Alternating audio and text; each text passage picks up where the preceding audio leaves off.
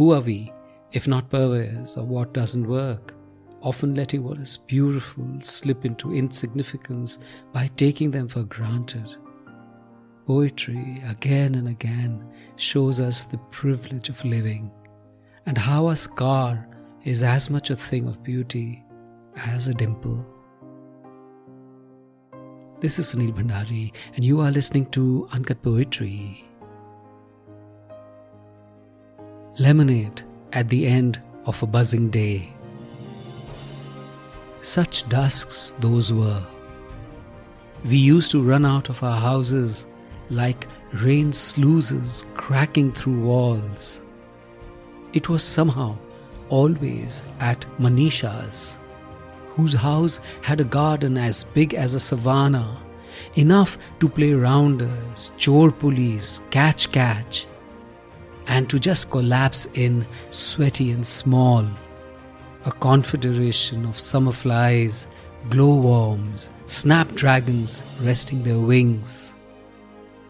We would wait for the rickety trays with ice-cold lemonade crusting the glasses, the condensation dripping down with our sweat.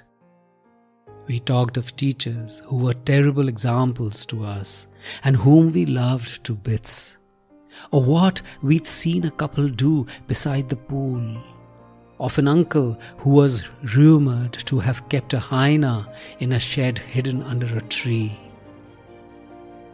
We made plans to go to Balu, a dump of sand like a desert beside rail tracks and stretches of Shuli Gach which swayed as trains rumbled by.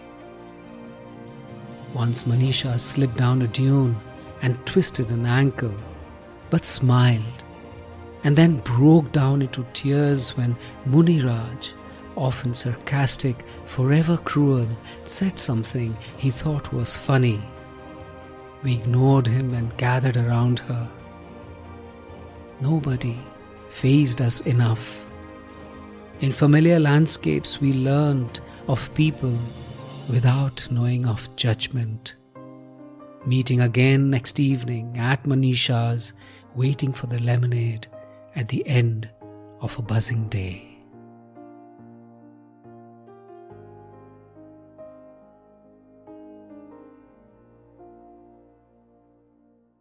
I was reading poet Joy Sullivan's book of burnished, sepia-tinged poems, Instructions for Travelling West, and followed the footsteps of her poems into my childhood, trying to catch the magic without sinking into syrupy nostalgia, and was amazed at how much I remembered. The games, the bruises, the sweat, the moths, ice-cold drinks, and just that feeling of unencumbered joy. And much more than that was the closeness of friends. We were thick as thieves, and the refusal to break friendships because one of us was nasty to the other. We knew facts and just swallowed them and moved on. I think we learnt accumulation much later. The layers of anger and resentment and helplessness which, as time went by, made us smaller versions of what we possibly could be. It was an irony of sorts, how we were much bigger when we were smaller. I think normal childhoods glow because we have memories of goldfish for hurts. Where did we lose it all? When did we learn to layer our existences with slights and notions of unforgettable pain? When did we think memories are given to us to remember the worst of what life brings to us? We are supposedly the most intelligent creatures on this earth, and we let ourselves be buried under debris rather than stardust. We are the privileged summer of fireflies, the wanted recipients of a sheltering sky. We can crush flowers in our palms and know of its perfume. We can slip shoes and walk outside to save ourselves from scars.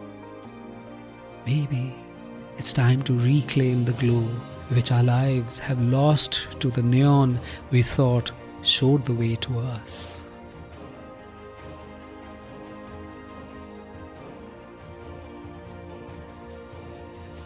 This is Sunil Bhandari, and you were listening to Uncut Poetry.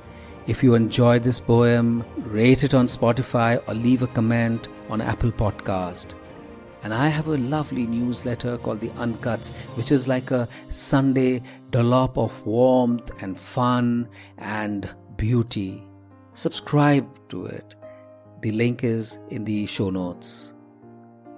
And if you loved this episode, please do share it with someone you love. See you next week.